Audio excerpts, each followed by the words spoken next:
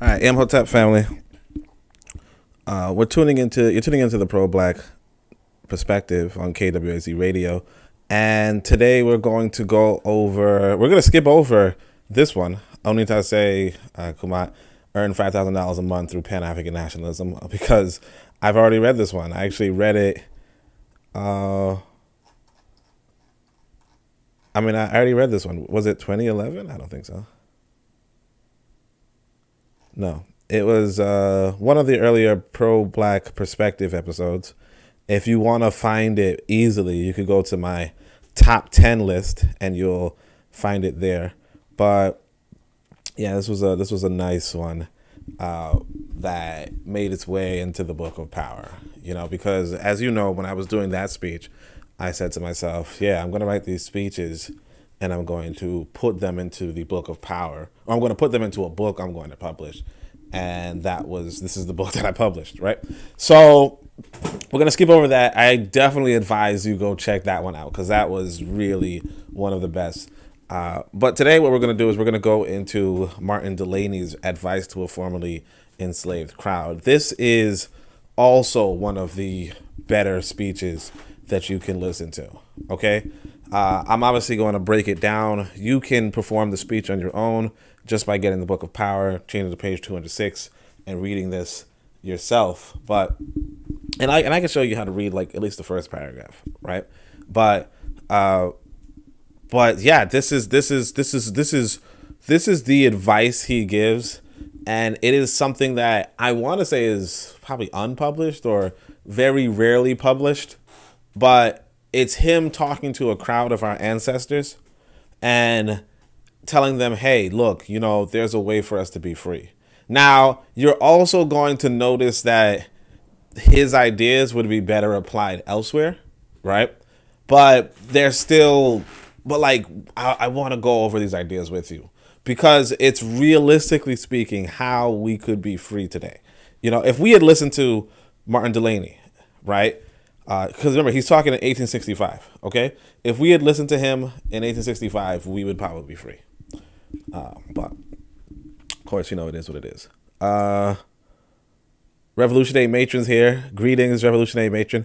And make sure you guys subscribe to Revolutionary Matron. And, of course, she's going to do her live at 2 o'clock today. So, in a few hours, I want to say 3 hours, right? In 3 hours, you can tune into Revolutionary Matron live, and that's where I plan on being in 3 hours. So I got to wrap this up, right? But all right, guys, let's go continue. On March 3rd, 1865, I have the whole calendar in the book, so you can check out what date that is, right? Baba spoke before a crowd of formerly enslaved Africans and encouraged them to develop themselves economically and understand that they're racially superior. Again, this is 1865. And see, the thing you're going to notice is this, right? That in 1865, he's talking about racial superiority. He's talking about the Moors. He's talking about how to liberate yourself, all that kind of stuff in 1865. This man was, and this kind of tells you something that a lot of us don't really recognize, is that how much we actually knew back then, Because a lot of times you attach all these kind of modern ideas, this Hotep stuff to like the 90s or the 80s or something, right? And you're like, oh well, we talking about ancient Egypt, but you have to realize that, for instance, Marcus Garvey had a bust of this like an ancient pharaoh, and David Walker was telling us that Hannibal of Carthage was a great African, and the pharaohs are children of Cush and Kemet, which is something that's obvious in if you do that biblical study, if you will. But it's also the fact that it's not really us. It's not this generation of ours or the earlier generation of ours. It is something that we as African people have known for over a century. You understand? Like this whole Moors and blah, blah, blah, that's from over a century. Martin Delany is talking about it. Obviously, the Moorish temple is from the early 1900s. But yeah, it's going to be eye-opening. All right. So let's go. Encourage themselves to that we're racially superior, that Africans had once colonized Spain and Portugal, that it's through force we were liberated, and that it's through force we will maintain it. Again, through force we were liberated, and through force we will maintain it. The issue with you today is this. Let's face it. One of the rules that white people follow, and it might be just a rule in general, is that might makes right. Might makes right. The ethics is really, it's like one of my favorite quotes from white folk, in fact, is that war does not determine who is right. War determines who is left, right? And it's a nice wordplay to say that, the people who are going to be in power are the people who are left. And I didn't know whether or not I could show this image, but that's actually going to be a good quote to show this image to you guys. Let me see if I can find it very quickly. I'm going to look through my Twitter. So like I said, make sure you guys follow me on Twitter or what have you, right? I'm going to just see if this is going to work. Boom. Yeah. Okay. So here you see my Twitter page, and it's like whites understand the value of war, right? And this is just going to be a picture. I don't know if it's going to be blasted enough for you guys. If you guys could see more or less. You can't see the guy's face, but the image is this dude, this white boy standing in Iraq, right? Let me see if I can actually widen the screen. Hold on a second. Yeah. Okay. The image is this dude standing in Iraq. And you kind of see that he's in Iraq with gold, with gold pieces, and he's just taking the gold from Iraq. The United States is just taking gold from Iraq. And here's the thing: it's gonna go up inside of the American vault, or it's going to go inside of the American vault. It's going to go inside of some museum, and you're going to, and then in like 100 years or something, the Iraqi children are going to say, hey, America stole 155 million pieces of gold from Iraq, right? America stole 55 million pieces of gold from Iraq, and therefore, they owe us reparations, or they owe us this back, and blah blah blah. And America's gonna be like, yeah, we don't care, because and the reality is this too, that once you remove a people from your country, and once you kill the people who actually have the gold, because you got to realize that the people that they're taking the gold from are not the Iraqi citizens, are not the people who are going to sue for, reparations in the future, are not that's not their ancestors. It's really the rich people, the rich ruling class in Iraq that was hoarding the gold in the first place. And they were hoarding the gold for good reason, so that the gold wouldn't fall on the American hands. They were the last stronghold for defending that gold. So it is technically community property, but also technically it was individual property. It's really a complicated situation. But the reality being that you can't recompensate the people that the gold was stolen from, because they killed all of them. You understand? Because again, it's not so much who is right as much as who is left, and the people who are left are not the people who the gold actually belongs to. Because America came in and killed them. And so now it's going to be a matter of, it's kind of like when we talk about, hey, African art. Oh, they should give this African art back to us. The people who made those arts are dead. It might not necessarily be our direct ancestors, unless we were, of course, stolen away from Africa.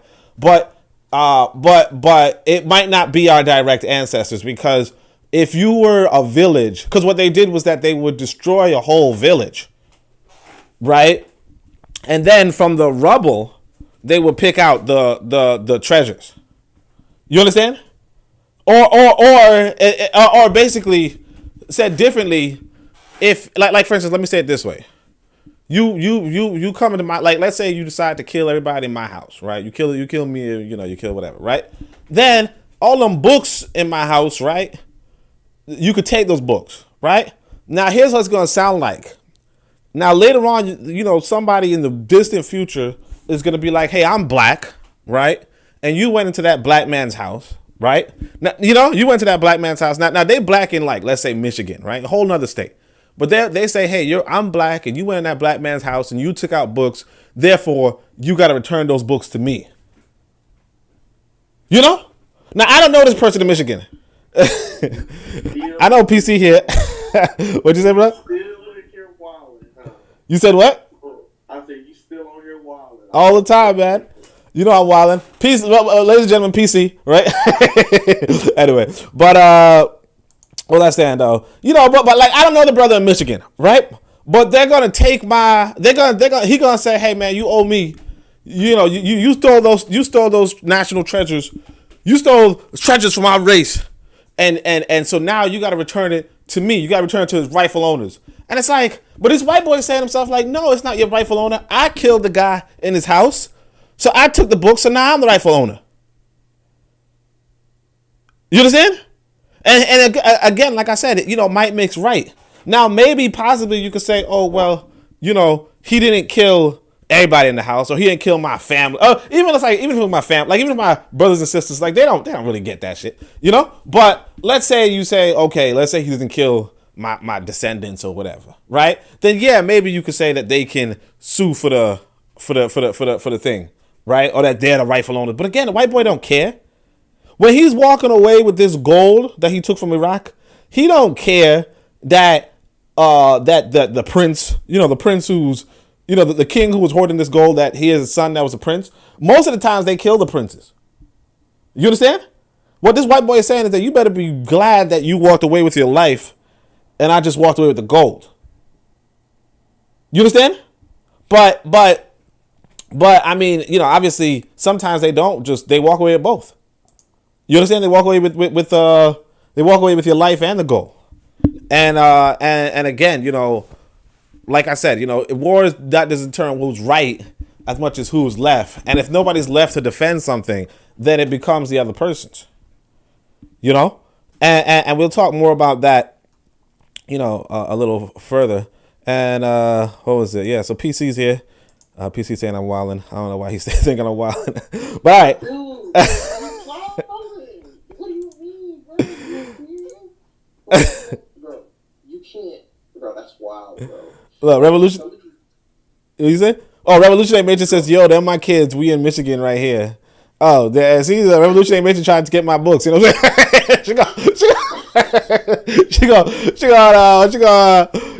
White man gonna call me and she's like, "Hey, look, those are my books now." Shit. Anyway, bro, it's like next of kin. It's really the concept. Yeah, man. Next to cousin or something. like distant cousins. Yeah. Oh man, sure then. It's more so. If I take something from you, and then generations later, the people. Right, so think about it like this: the people who took it are also dead. Right. So the people who take it, I took something from you. I passed it down to my lineage. The people who own it now, right, 3 generations later, they didn't actually take it. Right, so you can't be like. Would you also say then that the person who didn't originally take it, is it not really their ancestors? It's just a wild argument. No, man. What it means is this: that you got to go and take it back. You understand? But asking them to give it back, based off of hey, my distant cousin, we're in the same family tree. If you look at because this white boy is gonna be like, look, man, I'm in the same family tree too. You know what I'm saying? he gonna bring out some, he gonna bring out some long ass family tree and be like, well, look at me over here. I'm the 29th cousin. I feel like I got as much, I mean, you might be the 11th, you might be my 11th cousin, but shit. But I mean, like, yeah, you gotta take it back. And this is the thing that I want to, because I'm later on Martin Delany, because this, and look, man, you should actually listen to this one, because Martin Delany is talking to. Well, I'm gonna say formerly enslaved ancestors. I know how you gonna feel about that, but be like, hey, those are my ancestors. But anyway, Martin Delany talking to formerly enslaved ancestors, and what he said, like, this is like some advice that if they had taken, it would have been it would have been like transformative. But I mean, it's also would have been hard, right? But the main trouble is that, all right, so let's see. But yeah, that's what I said. You through force we will liberate, and through force we will maintain it. It's only force, right? And he's gonna go over that. But it's impressive in itself, and more impressive for 1865. The main trouble is that. Oh, sorry. Can you see the words? Let me just screen share this thing for you. By the way, everybody, he's PC is inside of the Discord chat, so if you want to join, you can. Just try not to be too mean. Just try not to be too mean in the live, right? The main trouble is that the record of the speech was from a Eurasian. So this is one of the main things, right? That the speech here was actually written by some white boy sent to spy on Martin Delany. Sent from the government to spy on Martin Delany, which is really sad in the sense of, because when you read the speech, you're gonna see that Martin Delany is like, yeah, somebody done call somebody, right? No, I'm joking. That's the ambulance, right? I don't know. But what you see inside of this speech is that Martin Delany is talking about, hey, the government's gonna be on your side, and of course, 100 years later, we just like, wait a second, what? But Martin Delany is really convinced that the government is going to be on the side of African people, right after, emancipation or whatever, right? But instead, here they are sending a spy to record his speech. And so I'm going to continue to say, look, this speaks towards our unwillingness to keep our own records, which can be excused when the crowd are formerly enslaved and possibly illiterate. But this pattern of not keeping our own records persists. So what I was saying was that, one of the issues is that, like, even to this day, we don't really record the things that our people say, I mean, now we have video cameras that can record it, but, back in 1865, they didn't have video cameras and audio playback or whatever. They like wrote down the speech while it was going on. And I mean, obviously back then you wouldn't expect, Africans just off a plantation to like be writing down what, whatever Martin Delany was saying. But at the same time, it's like, we don't really have that excuse.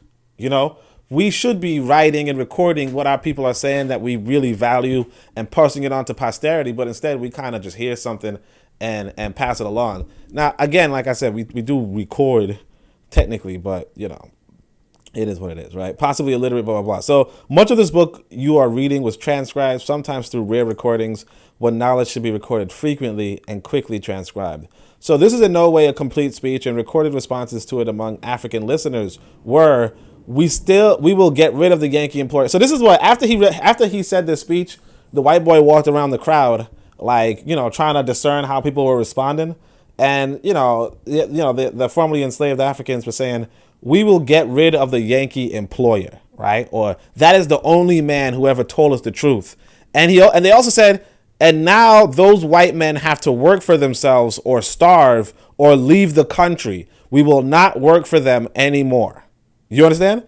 So, like that's a really powerful response for a speech, for our people to say, because this is actually something that could have happened, that after slavery ended, that if African people had organized correctly, white people would starve and leave the country.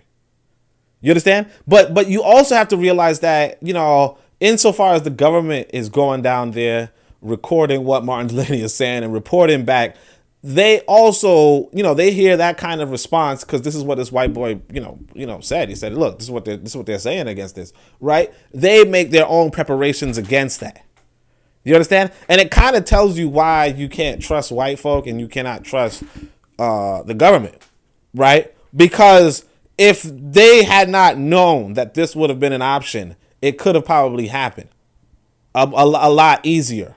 But the white folk were gonna put up a resistance to this kind of fate, because this is the kind of fate that could have happened. Like if black people, if we were more land focused, because right now white folk own 99% of the land or 95% of the land, who knows, right? But they own a lot of the land in America. If it were the other way around, that black people owned a lot of the land in America, yeah, you could have starved them out.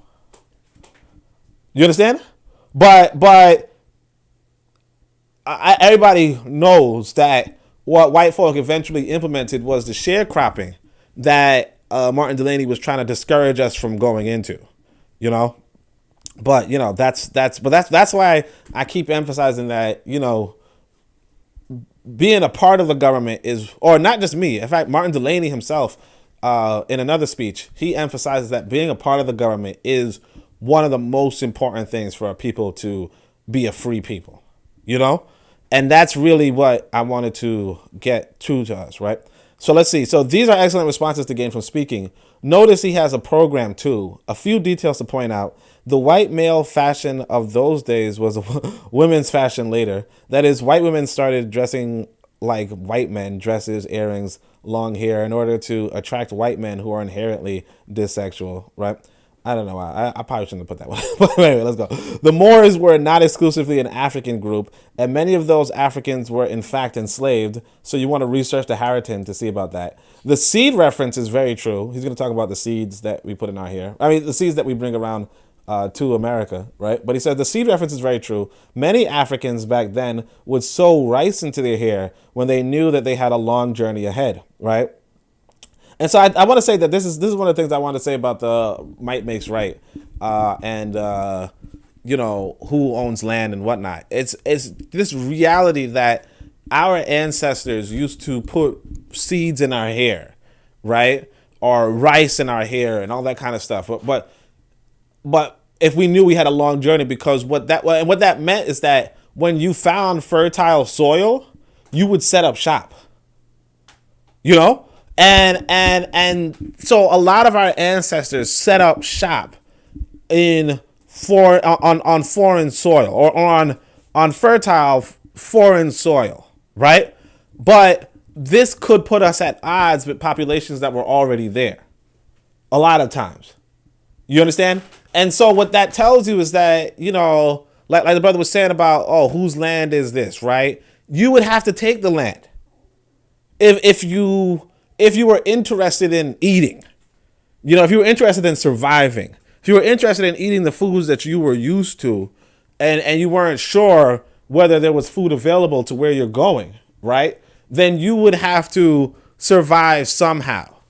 And this might put you at odds with other people, but of course, you know, it might not, in the sense of, what if the other people just welcome you and say, hey, you could have some rice. You know what I mean? You could have some of our rice. You don't need to plant anything. It's already been planted. But it tells you that, you know, a part of life, a part of our experience as African people, is that we would go out and, you know, if you will, like, colonize new lands, make new lands fertile, or make new lands give us the food and resources that we need to survive, right? Hold on a second, I gotta close my yeah. All right. So aside from this, Baba's concept of North over South and good and bad whites aren't consistent with the war mindset you need. So he's going to talk about good versus bad whites and northern whites versus southern whites. But I say for a war mindset, it's not going to be consistent, right? So while the southerner was more foolish than the northerner, all whites are engaged in war against Africans. And of course, you're going to see this. I mean, you see this in so far as this white boy is actually spying on him. You know, like the government is actually spying on him and sabotaging him. And insofar as he's going to give a plan that could actually work for African people, you're going to find out that we as African people do not adopt this plan.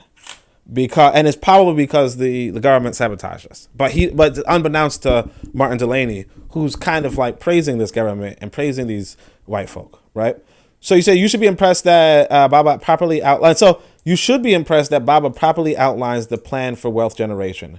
And so I say, truly, if Africa adopted this sort of intelligence of growing vegetables alongside trading crops, even if only to trade internally, the benefits would be enormous. So this is what he says. He says to, you know, grow cash crops and subsistence crops, you know, side by side, and trade the trading crops. I did take out some of the words. You could technically probably be able to find this speech online. And if you want to find a speech, just like take something that you think is not too, like something you think is original to Martin Delany. So like right here, we not armed ourselves and fought for our independence, right? You just put that in quotation marks and then so on and so forth. Now, maybe he wouldn't say enslaved Africans. He might have said slaves. And, I don't like calling our ancestors slaves. But there are certain things that you know is not like modern lingo.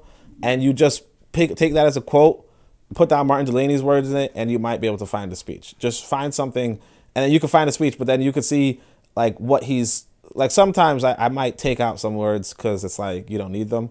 But it is what it is. But you could always find it if it's possible. Truly, blah, blah, blah, blah. It's worth noting. So it says, it's worth noting, however, that Baba seemed to heavily desire trading with Eurasians. So that's something that, we also have to worry about. But again, they universally war against us. That is best illustrated in Baba's assurance on the U.S. government and how much he speaks for the U.S. government and how the U.S. government is on the side of Africans. Yet unbeknownst to him, Reconstruction ended with a shock. Moreover, the white soldier who reports the speech was sent by the U.S. government to spy on him and said in his notes that the U.S. government's intentions was for Africans to continue working for their former enslavers and was outraged at Baba not agreeing with his sentiment at all. So this spy, right, is snitching on Martin Delany and is saying, no, we actually, like, because Martin Delany is talking about how you could be independent in America, right? How you could be independent in America. And the U.S. spy is saying, whoa, we don't have any plans for black independence. We want you to continue to be on these plantations. You understand? And we don't agree with anything that this guy is saying. And why is he going around on our payroll saying this?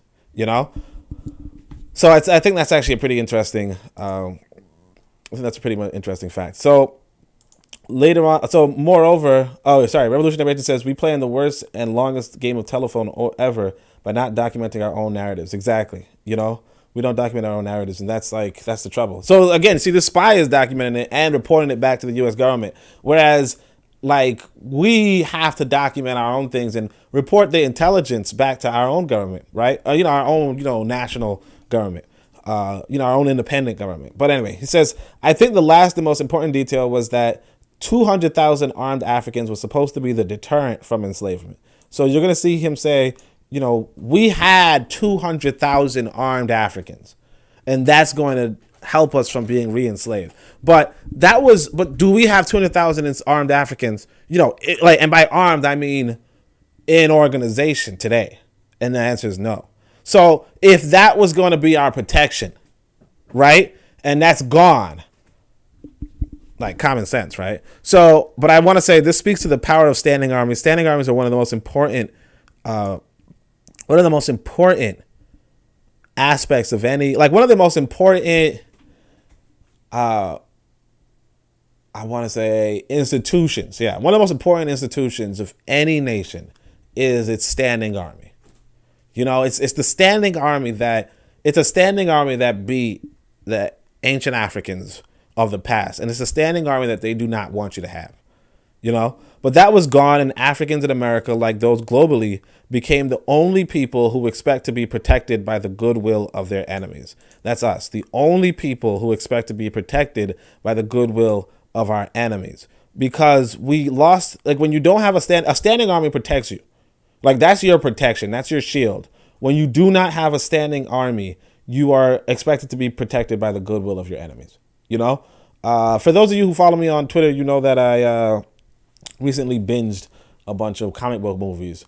And one of the themes inside of these comic book movies was just how much they just kept emphasizing how much they wanted a standing army. Like the whole theme is like, hey, let's have a standing army. Let's have a standing army. Let's have a standing army. And that's really what it is for us as African people. It's like, how do we have a standing army? How many members? What is it? What are they equipped with? What are they so on and so forth? Because we know that China does. We know China has 1 million soldiers. We know America has 1 million soldiers, right? And then you go to, you name Nigeria, you name Rwanda, you name whatever, right? It's not 1 million soldiers.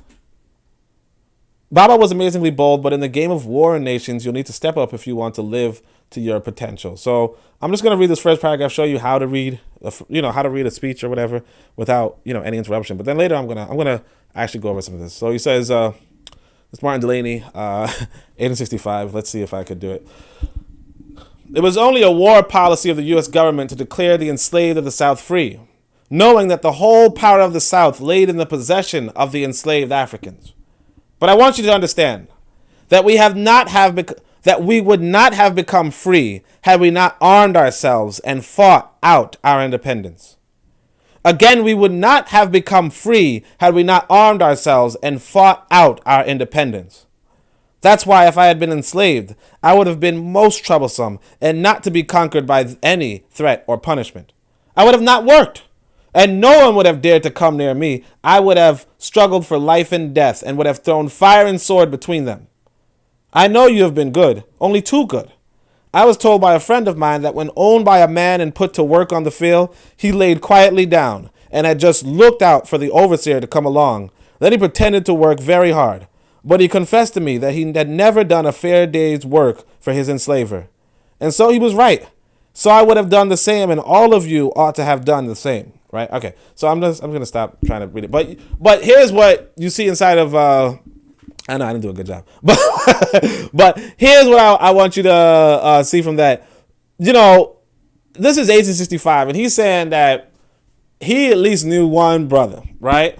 Who, you know, like on the plantation, which is kind of like he would never give 100%. And we do this to this day, where you at your job and you kind of just wait for the boss to show up, and then you start acting like you working, But before the boss walk around, before the manager walk around, you kind of just, you want I don't know, Pac-Man or whatever, whatever game you play, right? But the point being though is that, I think it's kind of, I think he does this. I think he says this for the good humor to, relate to African people. But he's also saying, look, one of the main things is that, you should not work for white folk. Now, one of the things that we're going to realize too about Martin Delany is that Martin Delany, as far as I understand, was never enslaved. You know what I mean? Or if he were enslaved, I don't think he was enslaved, but if he were, he was, like free for a long time, right?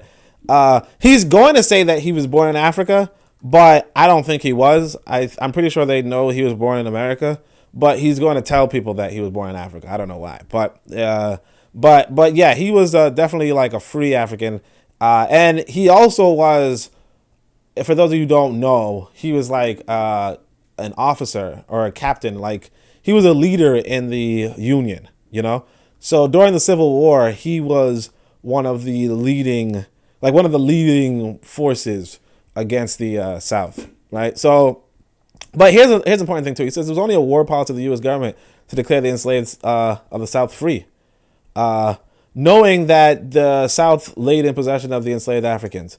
But he says, look, if you had not armed yourselves and fought for your independence, you would not have become free, And this is something to know too. I want you to realize this too.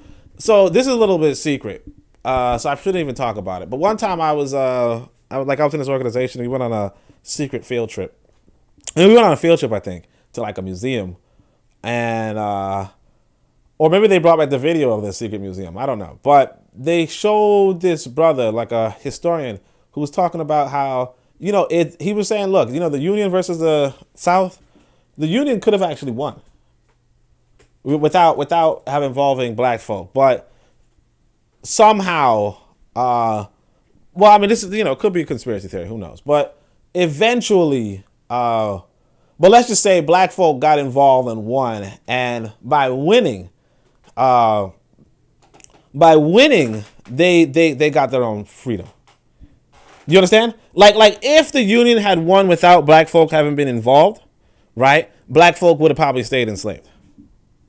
You understand? So it was now this could be just, an African American talking or whatever. But basically somehow black folk were able to get into the war. And that's partly because of Martin Delany. But by doing so, that's why we have black people being free. You have to like we had enough agency to actually get involved and not sit on the sidelines. And that's really one of the most important things that you have to realize about if you want to be free. You have to not sit on the sidelines. You know, one of the last things you want to do is sit on the sidelines and not arm yourselves and equip yourselves. Because if the white boy alone, you know, defeated the South, like I think Abraham Lincoln said it himself. You know, that he's not about freeing African people. He's about keeping the Union together. And he could have kept the Union together, but because black people got involved and armed themselves and defended themselves and represented themselves at the seat of the table, right? And stood up like men and didn't sit back and let this white boy handle everything, right? Because they did that, it was like, yeah, well, no, I think, you know, like they had seats at the table. Martin Delany had like private audiences with Abraham Lincoln or whomever else or whatever general, you know, they had private audiences and they could get what they got. So it's, you know, I don't want to go too much further into it because, you know, I don't know much about it. It's just a faint memory. It could have been a dream. Who knows? But yeah, black people definitely, you know, free themselves by getting involved. And that's something that you have to realize too in your life. You know, you're not going to be freed until you get yourself involved. You know, because you're never going to have a seat at the table if you're uninvolved. Nobody's going to, you know, like if, let's say, name a random country, Togo. If Togo feels like they're oppressed and there's, you know, and then eventually, let's say the Togolese people rise up and get what they, you know, and they decide to make a new government. They're not going to call me up on the phone and say, hey, Oni, I know you weren't involved in this Togolese struggle at all, but I want you to come and sit down and help us. You don't know. They're not going to do that. Now, if I'm there in Togo, you know, gun in hand, or even not in a gun in hand, but just on their side actively, they might seek me out. You know, if I'm gun in hand or if I'm leading, you know, the charge or whatever, they're definitely going to seek me out. But if I'm sitting back on the sidelines, don't even got nothing to do, they're not going to just say, hey, you know, hello, I read. No. You know, you have to be involved if you want to be a part of the leadership. If you want to be a part of the freedom, you have to be involved. And it's only the fact that, you know, our ancestors in America, I know people don't like that. But anyway, our ancestors in America, only the fact that our ancestors in America got involved. He's like, well, you mean, all right. Yeah, only the fact that our ancestors in America got involved, that's why we could, that's why we got free. All right. Let's see if there's any comments. I'm a Bookman says good morning. So good morning to I'm a Bookman. Let's go. So people say that you are too lazy to work, that you have no intelligence to get on for yourselves while being guided and driven to work by overseers. I say it is a lie and a blasphemous lie, and I will prove it to be so. I'm going to tell you now what you are worth. As you know, Christopher Columbus landed here in 1492. They came here only for the purpose to dig gold, gather precious pearls, diamonds, and all sorts of jewels, only for the proud aristocracy of white Spaniards and Portuguese to adorn their persons, to have brooches for their breasts, earrings for their ears, bracelets for their ankles, and rings for their limbs and fingers. Oh yeah, that's probably why I mentioned how white boys used to dress. Because, you know, like, you know, nowadays you don't get no bracelets on your ankles. That's kind of weird, right? But yeah, back in the day, that's what they used to do. Or earrings and whatever. But yeah, I mean, that's really like you see all that gold that they got from Iraq? Like, that's not really going back to the United States. That's going back to, you know, that's going to the treasury. It's not going to everybody. You know what I mean? And if it does, and like the people who are going to be interested in buying that gold off of the Americans, because that's probably what they're going to do. You know, they're going to sell that gold, or they're going to put it up in Fort Knox. Who knows? But they're going to sell that gold. And by selling that gold, they you know, it's only going to go on some rich folk, you know, who want some bracelets and rings and like, this is something that's just what triggered the whole colonization. You know, this is what triggered the whole colonization. It's like, and this is something that Martin Delany knows in 1865, which shouldn't be surprising because it was, you know, closer to his era. But the point is that these white folk go out for treasures. You know, because you bring back all that treasure to the Portuguese, like you bring back gold, you know, gold bars to the Portuguese crown. And the Portuguese crown is like, yeah, I'm going to give you some money for that. You know what I mean? You're going to be rich after I give you all these treasures. They're not sitting up on the treasures themselves. Or if they do, they're going to sell it to the black market or, you know, another ethnic group, right? But anyway, they found here Amerindians whom they obliged to dig and work and slave for them.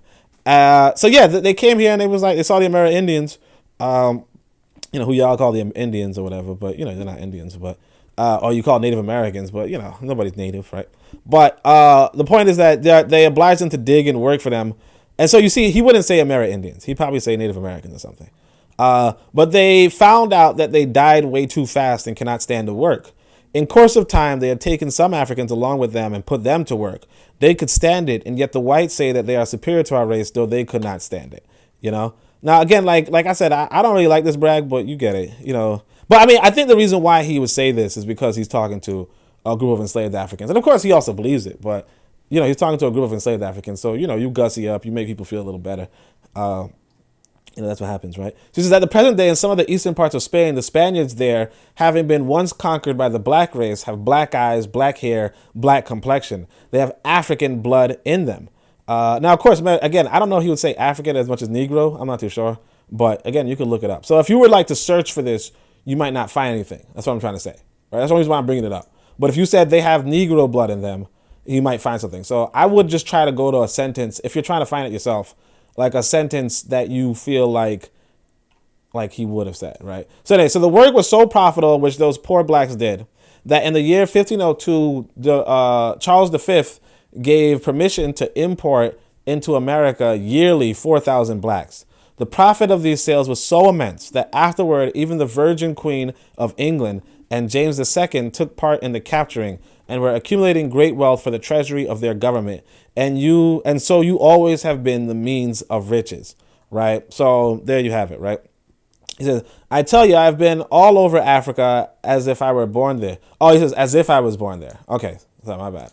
I thought that was kind of weird. All right, so I tell you, I've been all over Africa as if I was born there. And I tell you, as I told the Geographical Faculty of London, those people there are a well-driving class of cultivators. And I never saw or heard of one of our brethren there to travel without taking seeds with him as much as he can carry and to sow it wherever he goes to or to exchange it with his brethren, So he's saying that that's what African people have done, that we were a cultivator people, like a people who would bring seeds far and wide and exchange seeds and so on and so forth. Right. So he said, so you ought further to know that all the spices, cotton, rice, and coffee has only been brought over by you from the land of our brethren. Your enslaver who lived in opulence kept you to hard work by some contemptible being called overseer, who chastised and beat you whenever he pleased, while your enslaver lived in some northern town or in Europe to squander away the wealth only you acquired for him. He never earned a single dollar in his life. You men and women, every one of you around me, made thousands and thousands of dollars for your enslaver. Once you were the means for your enslavers to lead the ideal and inglorious life, and to give his children the education which he denied to you, for fear you may awake to conscience. If I look around me, I tell you all the houses of this island and in Beaufort, they are all familiar to my eye. They are the same structures which I have met with in Africa. They have all been made by the Africans. You can see it by such exteriors. I tell you, the white men cannot teach you anything, and they could not make them because they have not the brains to do it. At least, I mean the southern people. Oh, the Yankees, they are smart. Now, I think this is pretty interesting, this idea of what African architecture looks like, and whether the African architecture in America was, in fact, of an African design. But, it's unbeknownst to us. And it's actually a pretty interesting question. I mean, I couldn't tell. Like, also, furthermore, like, what he says he sees the same kind of housing in Europe. In Africa. But the question being now, well, was it the Europeans who brought that kind of design, or was it just an African design? So it's really, it's really a questionable thing. Now, of course, this also kind of begs the question of, like, I know, but PC not gonna like this, but this also begs the question of, how wealth concentration and wealth exploitation works, in the sense of, if you're trading cotton or you're trading, whatever else, like tobacco, right? If you're trading tobacco and that, like the profits, if you're sharing that profits with one person or one family versus you're trading that profits with, 30 families, right? how wealthy would that region be? You get what I'm saying? In the sense of, could you still afford to live? Like, could you still afford a wealthy existence if there was a division of wealth, right? And it begs the question, because there's this brother. Because I would say that wealth is created by trading, right? But there's this brother who was saying, Keita, he's a cool brother, right? You can follow him on Twitter. But Keita was saying that wealth is created by exploitation, right? And so this situation of this white family doesn't even live there is getting all the wealth, right? But obviously through trading the cotton and trading the tobacco, but getting all the wealth, whereas African people who are not, like, African people are like pretty much like living on the bare minimum and being overworked to create these crops. And that's how the wealth is being generated, by this quote unquote exploitation. Or is the wealth being generated by this trading?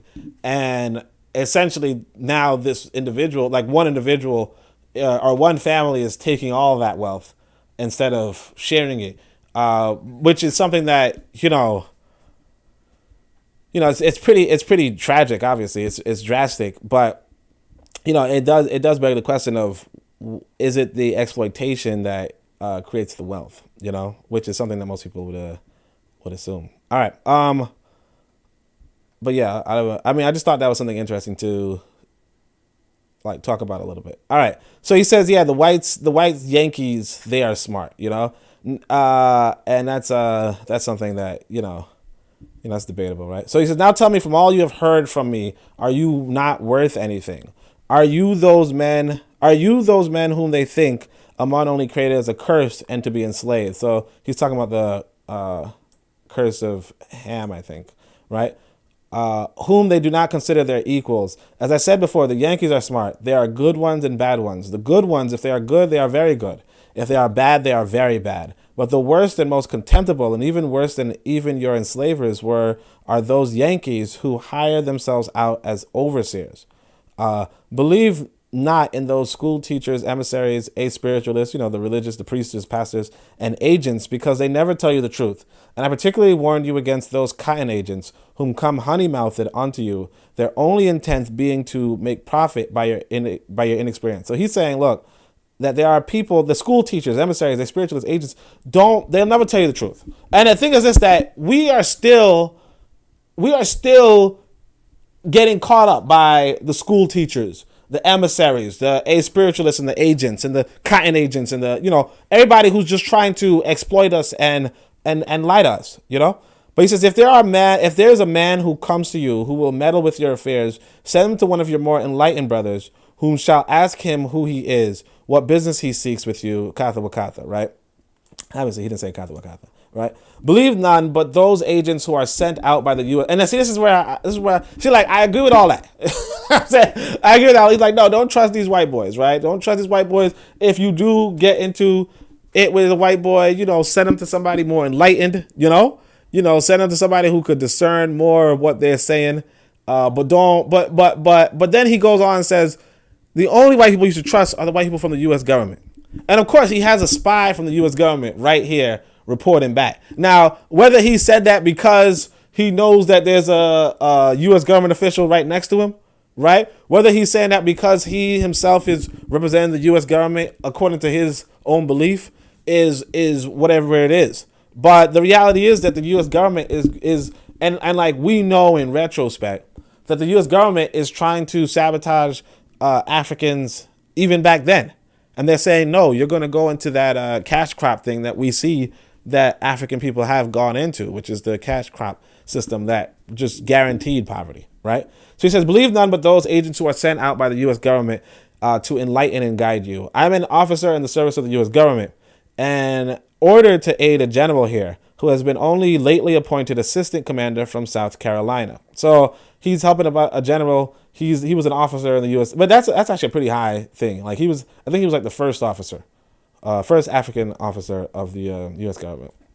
But when their chief justice was, that's another thing that you have to realize too, is that because like the U.S. like the government of any nation it's supposed to be on your side, and if they're not on your side, you're in trouble.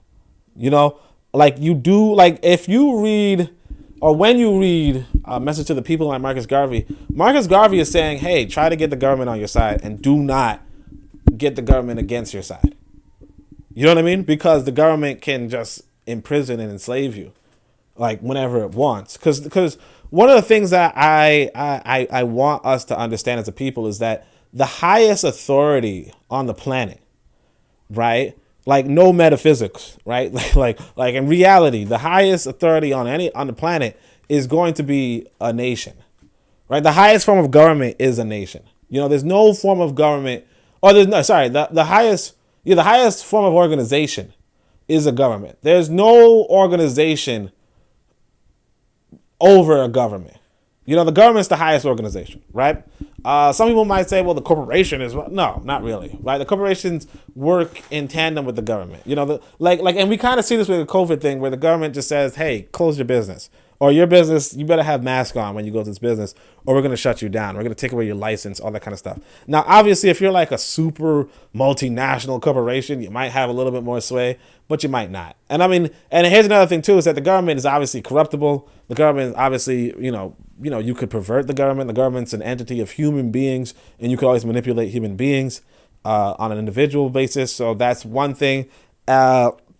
And that's something that you have to also realize when we talk about governments, in the sense of, I don't actually know what this government was like in Martin Delany's time. It might have been a better government, although judging by the fact that this spy is letting us know that that's not the intention of the U.S. government, it probably wasn't. But that's the thing that's the reason why when we talk about African nationalism, we're talking about building nations where we can have a controlling interest in the government. Because if you do not have the controlling interest in the government as a race, right, then like you can get screwed over by this institution that can arrest and enslave and legally kill people. Like the government is one of the only institutions that can legally kill people.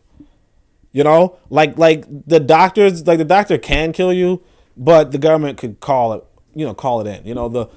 McDonald's can kill you, you know what I mean? But, like government can regulate, you know what I mean? But like, it's only government that can just kill you and nobody can say anything about it because it's the government.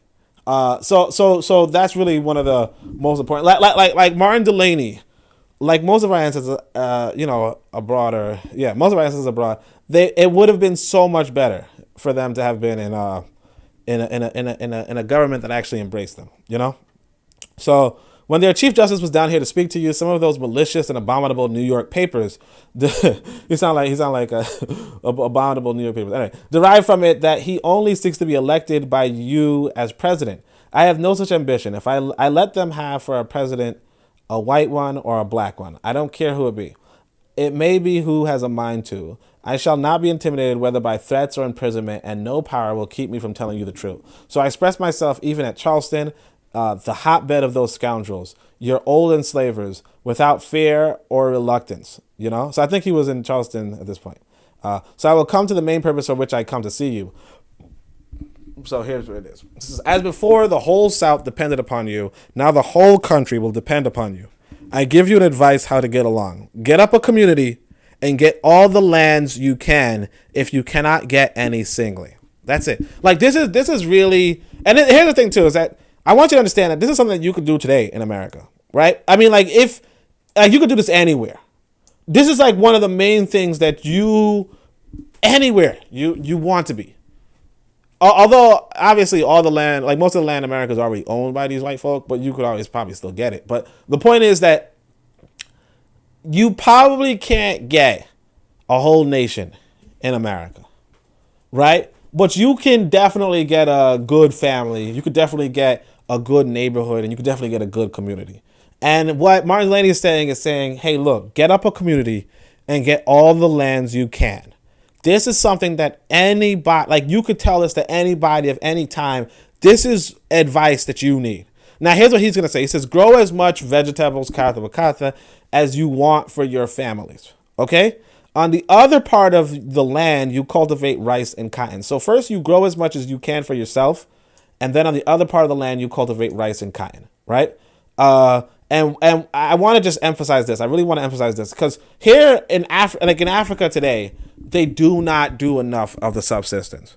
Okay, they do not grow as much vegetable as they need for their families. Right? Instead, they have like cash crops, mostly focused on cash crops, and then have to buy food from other people. That is backwards. Okay, that is backwards. This is what I mean. Thomas Sankara was one of those people who said, "Hey, look, that's ass backwards. We have to grow our own food. We can't be importing food." You know.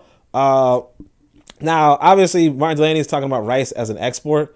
I don't know why he didn't really eat rice like that, but like rice, cotton, tobacco, those are export goods. You could, as long as you make your own vegetables, right? As long as you grow your own food for the year, you're good, right? So now, for instance, 1 acre, he breaks out the math, and I kept the math numbers. I didn't really need to, but he says, now, for instance, 1 acre will grow a crop of cotton of $90.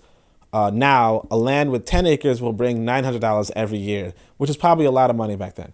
If you cannot get the land all yourself, the community can, and so you can divide the profit. He says, if you cannot get the land all yourself, the community can, and so you could divide the profit. Now, again, like the division of profit might not be, well, it's division of profit. It could like sabotage how much you're earning as a community. You know what I mean? But like it might not necessarily bring you the wealth that, you know, the quote, like slavery had brought the particular plantation owner, you know. But, you know, it is like, obviously you'd want to divide the wealth, or you'd want to find another way to divide it, you know. I told you guys about this. I'll just briefly say this, that in the story of Zubiri, you know, they talk about you know, giving the wealth to the elders, and then the elders dispersing the wealth accordingly, you know, according to the needs of the people, you know, rather than like evenly. Huh? You said suckers? Yeah, that's what's up. You said suckers? Organic. So let me see the comments. Organic. Oh, Machiavelli's in the room too. Organic African paradigm, positive and creation energy to you. He says capitalist governments serve those with the highest capital. Yeah, exactly. So yeah. So like I said, you'd want the elders to like for this system to work. You would have the elders, the thing of the elders can do like bulk purchases. Because here's the thing that we also have to realize is that if you're doing wholesale versus retail, like retail is going to screw you over. You know, retail is going to screw you over in the sense of there's this, like, all right, so the ProBlack Compendium. In the ProBlack Compendium, I talk about this program that I was able to like buy into a little bit. So it's called like a food co-op. So a food co-op, the way how that works is that the grocery stores that you go to buy food from the wholesaler. But what they do is they drive up to the wholesaler, they get as much, you know, fresh fruits and vegetables as they could, and then they drive down to their grocery store and pack the grocery store with those fruits and vegetables at a discount. And then they upsell you, you know, they upsell you based off of the retail. So they might get this you know, the carrots for you know, for like, let's say for 14 pennies or whatever, right? For 14 cents. And then they sell you the carrots for $1 or $1.50, right? And they get their little profit that way, right? Well, that's a lot of profit, but still, they get their profit that way, right? And so the food co-op, how that works is that instead of the grocery store driving up to the wholesaler or driving straight to the farmers or whatever, or the farmers sell to the wholesaler. Okay, so the wholesaler gets from the farmer, so you know, whatever, right? Instead of the grocery store driving to the wholesaler, you, like people in the community, will get their van and, you know, fill up, let's say 10, 20, 30 orders of, you know, assorted fruits and vegetables, according to like whatever they previously told the people, like whatever the package the people wanted. Now they get this groceries for the same 14 cents, and then they sell it to you, the consumer, for like let's say 20 cents plus delivery fee, right? Your delivery fee, like if you plan on picking it up or if you plan on them delivering it to you, right? And the delivery fee might be cheap, like $10 or $20, and you know, the pickup, whatever. But the point is that now you as a community get the food for much, like you get way more food for way less money. So like I think when I was doing this, I think it was like $50 or something, and you got a whole box of fruits and vegetables, right? Now obviously it was just fruits and vegetables because that's what they were interested in, but the point is that you wouldn't walk away with a box, you know, if you went to the grocery store, right? Why do I bring this up? I'm saying this to say that, you know, I'm saying this to say that if you had like if you were trying to divide wealth, right, in the community, instead of them individually going to like a grocery store, you would do the wholesale method, right? And the wholesale method, instead of them paying retail fees, they would pay wholesale fees. And by paying wholesale fees, more people will benefit from that than if you were to go by the retail fees. You see what I'm saying? It's the same way as a grocery store technically saves you money if you cannot, like if you can't afford to drive up to the wholesaler so many miles away. You get what I'm saying? If you can't afford to, especially how much time it would save you. So it would be kind of like that, where as like you would work the farms, and then you might have like let's say you would have a grocery store where the food is free in the grocery store. You get what I'm saying? Or the products are free more or less, but not exactly. But it would be like it's something to work out. It's something. It's just an interesting alternate economy. That just to think about. But anyway, let's keep going. So every year, if you cannot get the land all yourself, the community can, and so you can divide it. So you can divide the profit. There's a tobacco, for instance, in Virginia is a great place for tobacco, right? There are whole squares at Dublin and Liverpool named after some place of tobacco notoriety.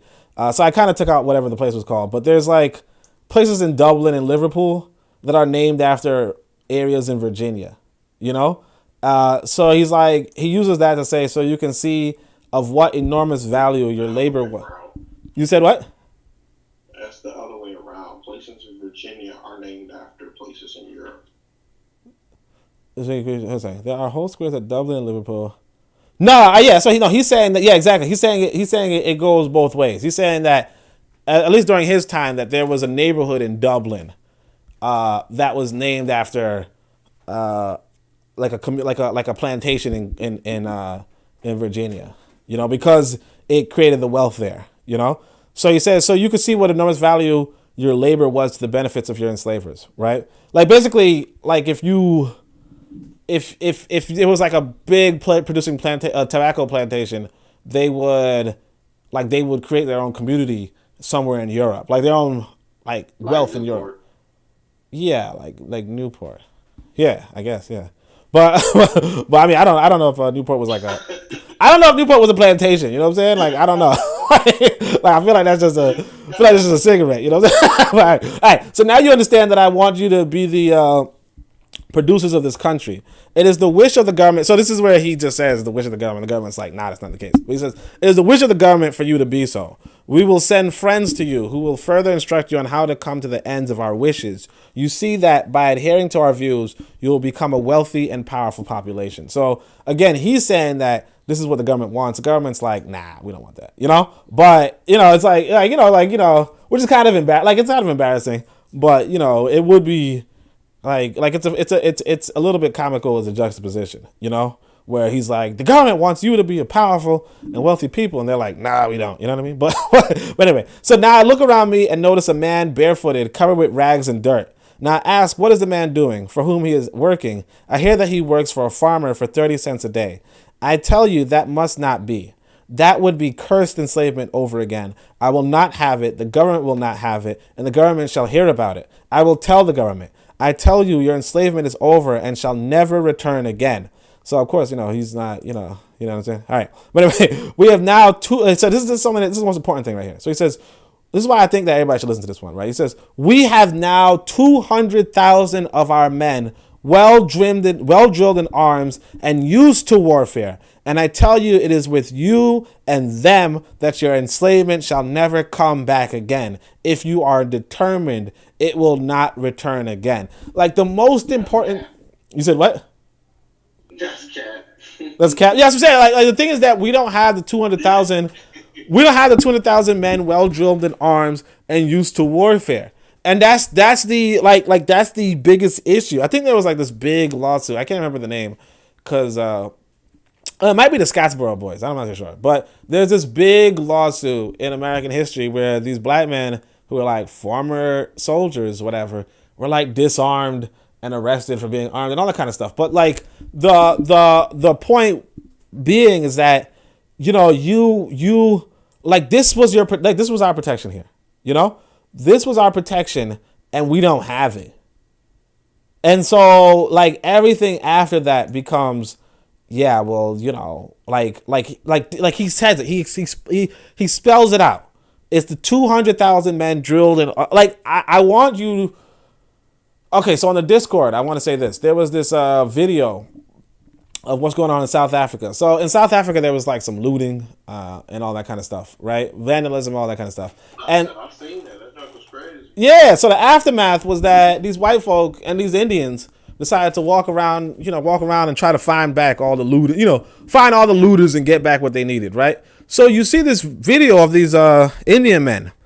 I don't know if let me see if I can bring it up. But there's this Indian men who go in like just shooting black folk in the streets. Now it might be fake bullets, might be real bullets. I'm not too sure, right? I put it in current events in the Discord, but I'm gonna show you guys. But it might be fake bullets, it might be real bullets. But the point being that, you know, they do all that, and you're, yeah, I mean, you can't respond because you're not a part of the population, right? Hold on a second. You're not a part of the population that armed itself and is well drilled and used in warfare. Because if you had a standing army, they wouldn't do this. But because you lost your standing army, even in South Africa, they can do whatever they want to you. So I'm gonna show. Oh yeah, I gotta show. Hold on a second. Let me. What's wrong with us in the head? You said what? Something's wrong with us in the head. Yeah, I mean, the thing is, we didn't listen to Martin Delany. So here you see this. Exactly. Welcome to the new dawn, where poor black people are chased down the streets and murdered by Indians in broad daylight in Phoenix. So I'm guessing Phoenix is a place in South Africa. But our army and SAPS arrest poor black people for allegedly looting miel. I don't know what that means, because of hunger, right? That's the video. So you see, this is just regular ass neighborhood, right? This guy right here, you can see this guy is a shooter, right? Now, it might be fake bullets because they're still standing.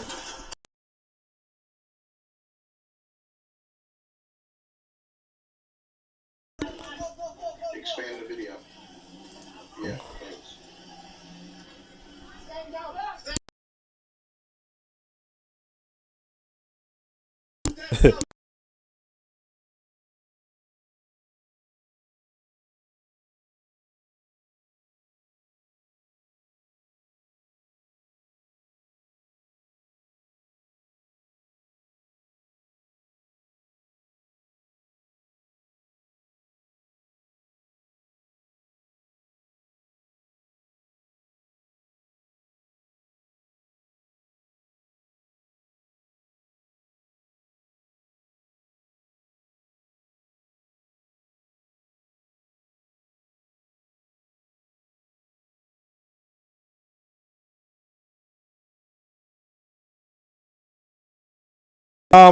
Sorry, so you guys get it, but man, let me just share back. Let me just get back to sharing the thing. But you guys understand how this how like without a standing army, right? It's like what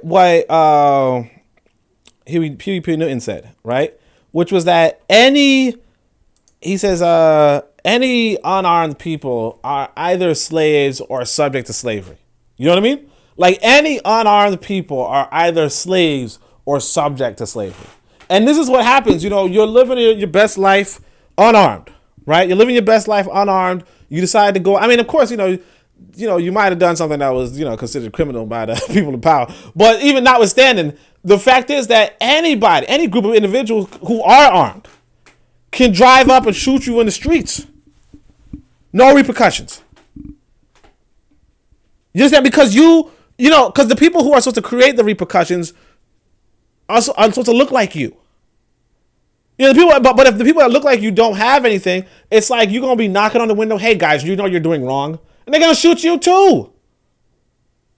Because again, remember, war does not determine. You said what? I say can't reason with bull. Yeah, war does not determine who is right. War determines who is left. If you go down there and you're like, hey, you know what, you guys are doing wrong, blah blah, and they shoot you in the head, then that's it. You were the last resistance, but you ain't come correct.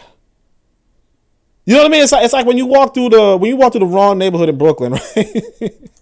If you not armed, right? If you're not armed, then that's on you. You know what I'm saying? You gotta just walk around with your head down. You see something bad going on, you just gotta walk past it because you ain't finna stop it. You know what I mean? You just gotta say it's not you. I mean, and, in fact, I want to tell you guys. So yesterday, Bit of Meds. Shout out to Bit of Meds. Oh, I forgot to mention. Make sure y'all check out KWZ Radio and of course the different programs on KWZ Radio, including Revolutionary Matron. What station number is that? Harsh Reality Podcast. It's on YouTube, bro. And also it's on Anchor and all that kind of stuff. But anyway, Harsh Reality Podcast, Bit of Meds Podcast, and of course ProBlack Perspective. But here's what I want to say. We working on it, man. Right? Here's what I want to say though. So Bit of Meds, I asked them yesterday about this brother who got in trouble. I mean, this brother who got killed by some little boy who was coming into his window. Oh yeah, I heard about that story. So like usually I don't talk about black people dying. Usually I don't talk about the gossip and all that stuff or the different things. But like this brother like did everything right. He did everything right. Yeah, he did everything He right. his some dude was some 17-year-old. How you do everything right? All right, yeah. He couldn't have done everything. Exactly, right? You know what I'm saying? But that's one of the things I want you to understand that basically he's so some 17-year-old boy is trying to talk to his 13-year-old girl, right? So he's like His house to be with his daughter. exactly. So he says, "Look, let me move. Let me move. This kid ain't no good, but I don't want my daughter messing with blah blah blah, right?" I guess the daughter gives him a new address, for whatever reason, right? And the boy is sneaking up in his window again. She's 14 now. The boy's sneaking up in the window, and he says, "Hey, man," he hears this noise, and he gets the kid out, and he's like, "All right, now get out of here, man." You know what I mean? And then I guess they get into a little bit of an argument, right? And then they both pull out because they both armed. You know what I'm saying? And they both pull out, shootout occurs. The little boy is shot, and the father is shot and killed. And then the little boy goes to prison, police come up, whatever, right? But the point being, the reason why I tell you this is because war does not, it's like what PC just said, how he do everything right. It's not about who's right, it's about who's left. You said life is not about who's right. It's about who's left. Now, the father does what you would expect, and if he had killed the little boy, The father would do. exactly. The father did what we would say was right, but like PC said, how is he right if he's not left? If he's not what left? Just like we might be like, hey, our ancestors fought and our ancestors fought, these Wazungu, and then, like Wazungu won the war, and a lot of us, either, descendants of, enslaved Africans, or a lot of them didn't have the chance to reproduce. They were killed, or a lot of them were abandoned, on the continent, whatever. But the point is that, you have to win the war. Like warfare it's not about who's right, it's about who's left. You understand? It's about who's left. And so this man who, did for his daughter, whatever, for whatever reason, his daughter decided, his daughter was like one of them white girls. Like, I think it's like what white people do all the time. But, his daughter was like one of them white girls, like, nah, I want this man. I want this boy to, I want, you don't know. And you understand. You look, look. What was it? Bit of Benz was saying that, you don't understand when you was young. Like one of the things that if all right, guys know, like if you ever been like a woman's first, she might be hooked on you. You know what I mean? She might be a little crazy. She might lose some better, cause again, she's like a little girl, so she don't understand things. Her father was trying his best, but again, and that's another thing too to realize. But she knows that she knew that shouldn't have happened, and Not even that. The dude was 17. He knew better. Yeah, well, look, but you know, boys. Yeah, exactly. You know, boys. It's like he said, hood rats. There are some like Bitter Meds was saying, if you got 20. You using hood rats now? No, if Bitter Meds was saying, if you have 20 men. Look, if Bitter Meds said, if you have 20 grown men walking, because we men, all right. So because I guess no sisters signed on yet, right? But no sisters logged on, right? But like we men, we know that if you got 20 men walking towards you, 20 grown men walking towards you, right? You don't really give a shit. Now you're like, oh hey man, what's up? Well, you know what? You don't really give a shit. You don't really care. But you got 20 young boys. A group of 20 dudes coming towards you. 20 young boys now. You see, now there's a difference between like 20 black men in their 30s. You don't really care. You just like, oh, they probably coming from some meeting or some shit, right? But 20 18-year-old, 20 16-year-olds, 17-year-olds walking towards you, you don't know what's gonna happen. You don't know what's gonna happen. You know what I'm saying? Like you suddenly on alert. You like, wait, now why are there 20 motherfuckers? I'm not saying. I mean, look, I'm not agree with stereotyping our kids, But it's the same way. Like, see, like here's the thing I want you to realize though. It's not just black boys. Because I saw 20 white boys walking toward me. No, yeah, exactly. I saw 20 white boys. It's just really boys, to be honest. But I saw 20 white boys walking on me one time. Because I'm not afraid of white boys. I'm telling you this right now. But I saw 20 white boys, some of them with bats. I did walk around. I was like, wait, I don't know no baseball field around here. I'm doing the mental math. Like, what baseball field are they coming from? You know what I'm saying? Like, I'm just telling you, like boys are not, like, you can't, like, you don't know what's up with boys. Because some boys, because, like, I grew up as a pretty decent boy. I'm not going to front, right? But some boys, like, you don't know what's going on. Like I said, Bitter Meds was talking about yesterday. He said that there was this guy, I don't know his name, but some dude was like he said that when he was younger, him and some friends went out and killed somebody. Right? They went to go rob somebody and they killed him. And as they were running back and they were injured, they were giggling. You know what I mean? They were giggling. As I say that it was like fun. It was fun to take another man's life. It's not like that's not no young boy. That's just them, bro. Something wrong with them. I'm saying some boys. There's something wrong with some boys. That's like, and I'm not like no sexism. You know what I'm saying? Right? No sexism. It's not normal. Like, all right. I mean, it's not. I'm not saying it's normal, but you don't know what's going. Like I tell you, because sometimes, like I know, like there are some people who are sick in the head. I mean, some of y'all don't like it. Some of y'all won't like it. I know PC won't like when I say this because there was this. I'm about to say something controversial, but people were on as Kamala Harris called him Joe Biden, right? People were on Joe Biden for talk about not wanting to be around certain like habitual murderers. But I'm gonna tell you, one time I was walking by this dude in Brooklyn, and this dude just like I'm not one of them energy reading people. But this dude like reeked of death. Like you knew he was on. like you can't read energies. I don't believe in energies, but you could look at this motherfucker. You could tell this motherfucker had like a decent, like a number of bodies. Like he was just up to no good. Like I don't usually like if brothers is walking by you. You don't usually move out of their way like that, right? You like, well, if you want to bump me, you gonna bump me. This motherfucker, I gave him the distance. I went to the other side of the street. You know what I'm saying? This dude just like he just walking like he finna, like he was on his way. You know what I'm saying? like he just wanted a reason, man. Some people don't like that. So I'm not. But my point, I don't know what the point was. But the point is, oh yeah. So with regard to this father, and see, here's the thing. Here's why you might even say the father messed up, because it might be the father. In fact, it's most likely that the father shot the boy but did not shoot to kill. Because the boy was just injured, and they tell you this. They tell you this. They tell you when you learn to fire guns, right? They telling you. They say shoot center of body of what is it called? The center of mass. Yeah, shoot the center of mass. If you go to physics, yeah, you do physics. You do your little calculation, and you say, oh, the center of mass is the torso. Boom, right? You shoot that person in the torso. I don't know where this little boy was shot, but the father probably just, like for one thing, you should never argue with the kid. I mean, if you argue with the kid, the kid, something wrong with him, but you argue with him, sure. You argue with him, you pulled out your gun, he pulled out his gun, you shot, he shot, you dead. You should have killed that boy. I'm not saying. I mean, I'm not saying that you should go kill boys, right?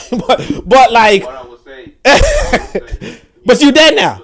because at that point he was trespassing on his property. Yeah, I mean, look, you dead now, and he's messing with his daughter. He's messing with his underage daughter. Yeah, he's justified. And so he was raping his daughter In his house. He was 17 and she was 14. So he was age difference. It was that exact. It was. Look, I'm pretty sure that's that. the point is that he could have. He didn't walk away from that. He wasn't left, and so. I mean, like yeah, you could have made your own excuse, sure, but the point is that he's not left, and that's the problem. You know, the problem is that if you do not like you have to be able to shoot to kill, you have to be able to so on and so forth, and that's what we're gonna. That's what we continue on. Now, I don't know how that relates with the men in but you see that in South Africa too, where it's like if you're not defending yourself. I mean, like at the end of the day, actually, I think some sister told me that I need to watch this documentary called "Exterminate the Brutes." I didn't watch it. Somebody said they watched it. It was kind of like almost like a love letter to white folk. I don't know. It was weird, but the concept behind it, that white folk come to places and they exterminate the brutes. That is, they exterminate and destroy the defense system. They destroy the culture, the immune system, if you will. But they destroy the people who would stand up and fight. You know, so stand up and fight the enemy, not just stand up and fight. But because they take away those people, right, and they control the other people who would do that, because like the little boy could have, in technicality, could have been molded into a soldier, sure. But, he was just about himself or whatever. And the father who was, probably like, hey, look, I'll defend my community and I'll definitely defend my daughter. I'm not going to be, I'm not going to be playing with my thumbs as some dude climbs into my window and like, I'm, if you want to say race my daughter, I'm not going to be about that. I mean, he didn't come to play Uno, bro. No, I understand, but, I mean, yeah. Yeah, but you see, the thing is, the wrong with the like as other people say, I don't want to go into this, he said, she said, not he said, but this, the girls are bad, but like there's something wrong with the girl, obviously, but He's old enough for that. He raised a hood rat, and him in doing so, it got him killed. That's why, You know what I'm saying? I mean, He blaming the dad, man. I mean, wait, he ain't lying though. He ain't lying. Wait, are y'all for real? No, I said you ain't lying. Wait, bruh, I'm saying you ain't lying. It's just, He raised the hood rat and he got what he deserved. You know what I'm saying? You got what you deserve. You put another hood rat into this world, you get what you deserve. Anyway, let me stop. Let me stop acting like I'm live. Oh, Bitter Meds is here. As soon as you talk about Bitter Meds, he come right. Oh, he said Charleston White. So anyway, organic. Oh, that's the guy who killed somebody and started giggling. Apparently he's like some coon or something. But he says, who is Organic African Paradise says, who is left, not who is right. Correct. LOL. Charleston White. So yeah. But that's what I'm saying. That's what it comes to. So. But yeah, it's about killing and it's about, but you have to realize that that's what it's about, and that's what happens in South Africa. They got rid of like the Zulu, like they beat the Zulus. The Zulus are still there, obviously, but they're not defending like what we just saw. That like they're not there defending against these Indians, so these Indians could just drive in and shoot people in the streets. And sometimes you said what? Yeah, exactly. They can just shoot the Sosa, right? All right. All right.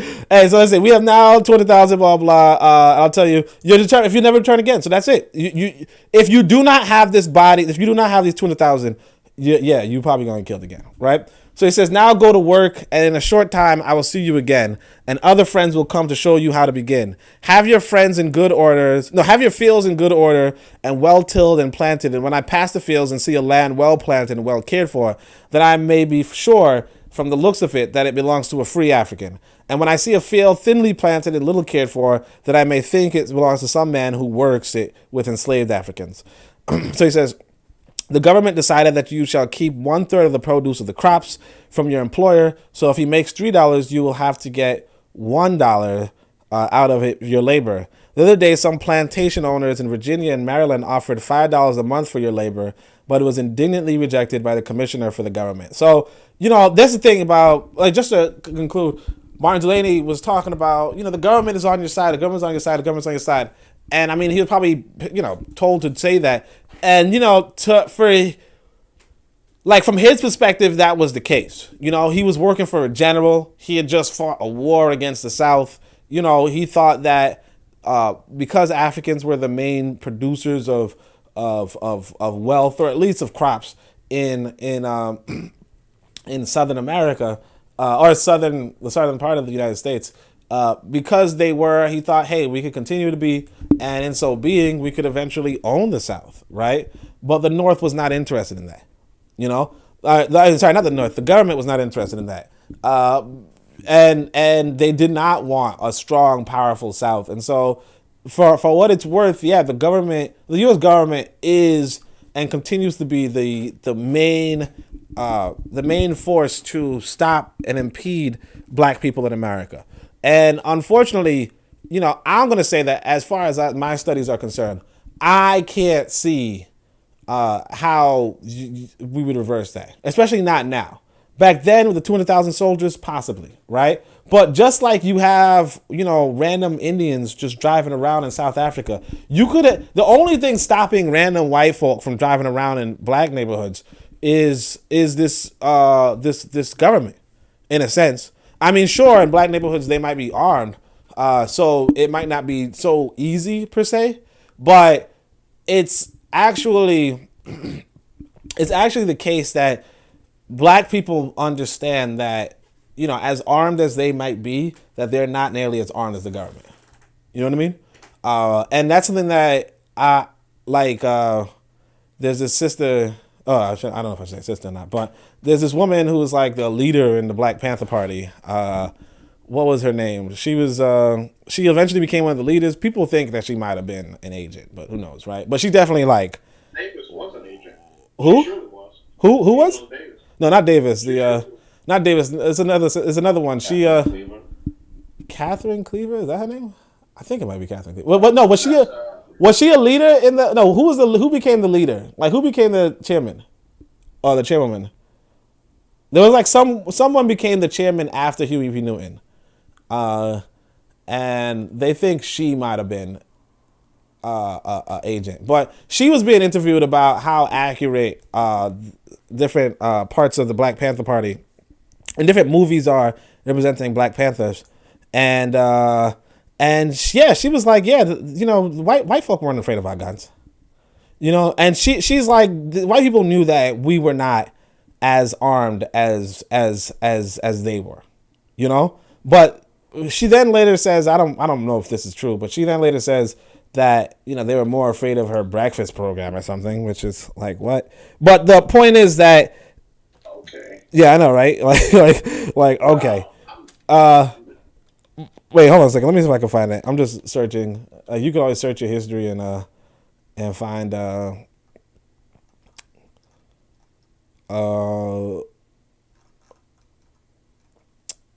yeah, I can't tell. But yeah, it was just, I can't remember her name. There was just some sister who was well, I keep saying sister, but you know me, I just keep saying, like, I'm not gonna say I'm a sister to somebody who's suspected of being an agent, but but like there's yeah, I can't remember her name. But who was the female chair of, like, y'all remember the female chair of Black Panther Party? We're trying to forget any female leaders. You said what? I do my best to try to forget any female leaders or anything like that. This guy, man. We live, man. You can't be saying stuff like that. I'm serious. All right. Let me see. I thought it was Catherine. Oh, Elaine Brown. There you go. Elaine Brown. Y'all remember Elaine Brown? Okay. Yeah. Sounds familiar. Yeah. So, you said what? Now that you mentioned her name, yeah, I forgot her. Okay, I don't have her. I've seen that interview. Yeah. So she's all like, yeah, they weren't afraid of our guns. Oh, so son of Allah Damaris says Elaine Brown. So the brother knows, right? But yeah. So Elaine Brown, she was like, yeah, they're not really afraid of our guns. Like the guns that we had were like nothing compared to what the government had. And let's be real, that's the case. With regards to like drones and so forth. So it's like, who is going to protect you at the end of the day in America? Or in a hostile government, if you're in Europe or anywhere, who's going to protect you if you're like severely unarmed, you know? Because I mean, I don't know if y'all ever saw a drone flying. I don't know if y'all ever saw a drone flying, but like you'd have to be a pretty damn good shot, you know? Like if you don't have if you just have a regular gun, right? You'd have to be a pretty damn good shot to hit a drone that's like flying pretty high. Whereas that drone would shoot you really easily. You mean a military drone or like a commercial, like any drone anybody else can use? Well, probably a military, but also the other drones are pretty hard because they're small. You know what I mean? Like they're tiny when they're flying high. Like they're small in front of your face, huh? Like they're small in front of your face, but then they fly really high, and so you have to do. You can maneuver it much better than like a plane. You said what? You said it can. Yeah, it's like by its flying pattern, so on and so forth. But then at the same time, like because of how the drone works, if a drone has a gun on it, it can hit you pretty easily if you're trying to shoot at it. You know, because you can't even move as quick. Like how fast you're moving and shooting versus how fast it's moving and shooting, and its targeting system. It's like a man versus a drone is pretty one-sided. You know. It's pretty one-sided. I mean, for a regular pistol. Maybe if you have like a particular military grade weapon that like tracks it or something, but you probably don't. So like a lot of black neighborhoods don't really have those. Now, obviously, there are black people who have grenade launchers and stuff, which is, you know, like tragic for. I've been trying to get my hands on a grenade launcher. I wouldn't admit that, but I got you, man. Yeah, we are on these. I wouldn't admit that, but here's the thing, you know, well, like you know, but that's the thing though. It's like the trouble with like even buying weapons inside of America is that when you buy weapons in America, they know you bought it. You know what I mean? So they just know what to send to you. You know what I mean? Like as long as they are tracking everything you're doing, right? As long as they're tracking everything that you're doing, like they know, okay, well, this person has this amount of weapons, so we could. I mean, I don't know if I should say that though, because a lot of times they be uncovering weapon cages by these white boys. I was going to say, yeah. You on tip right now. A lot of times they do be uncovering weapons and they acting like they don't know. I don't know if they don't know though, you know. But you know, whatever, it is what it is. I mean, you're better off even if they have a manifest. So, for example, that argument is never. It's always a whack argument because even if they have a manifest and they know, you know, this dude got a gang, this dude got a gang, you're better off than a person who don't have nothing and you're not on the manifest.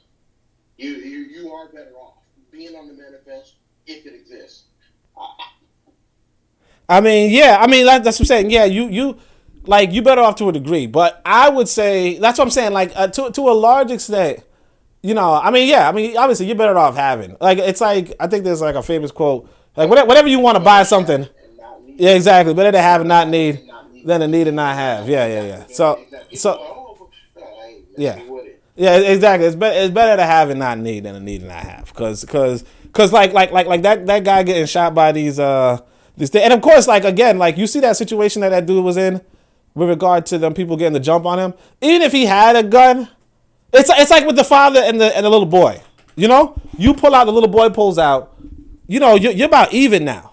Like if you look at the size of this man, Let the best man win. exactly. But if you look at the size of this man, he could have taken this boy on without a gun, easy. But when the guns come out, the boy bested him. You see what I'm saying? And so now here's the thing with this dude, right? You know, like you have to have the standing army.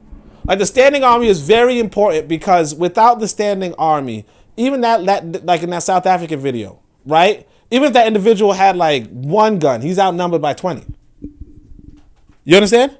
What you have to do, you have to understand is that you have to organize a military resistance, but that's where government is coming in to impede you. You know, you're not going. We talk about 20 brothers walking towards you. You don't really have 20 brothers walking towards you, right? Because once there's 20 brothers coming together without any white people, the government's looking at it. You know what I mean? Like this government is opposed to us. A lot of governments are opposed to us, and even in Africa, the governments are opposed to us getting together and organizing.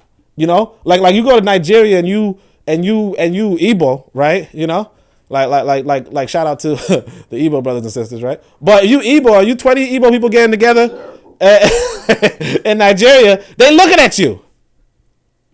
You understand? They're like, oh, these people Biafrans. That's what they saying. Or 20 people in Yoruba descent getting together.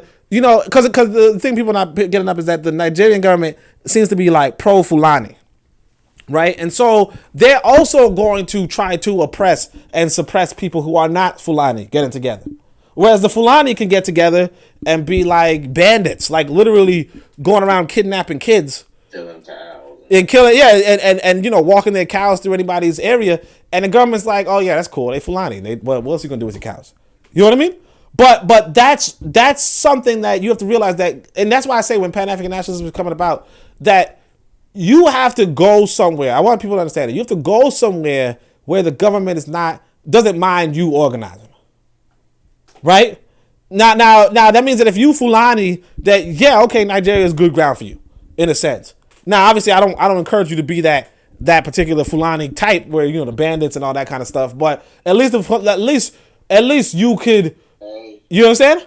And so it's always going to be particular to you as an individual where you could. It's like getting where you could fit in. You know, there's no one place that I could say, because it's not going to be the same for every other person. You know, it might be that you got to end somewhere. Like I showed you guys how the Ethiopian embassy was like giving me a shout out, and I was like, what? Okay, you know what I'm saying? Like it's not gonna give you a shout out. You know, Ethiopians probably don't generally like you. You know what I mean? But if it shout me out, that's fine. You know, if I gotta end in Ethiopia, that's different. You know, so it's like you gotta go about how you can do that, and that's really. Brushing about our Arabic. You say what? You need to brush about your Arabic. Yeah, exactly. You know, Allah, yeah.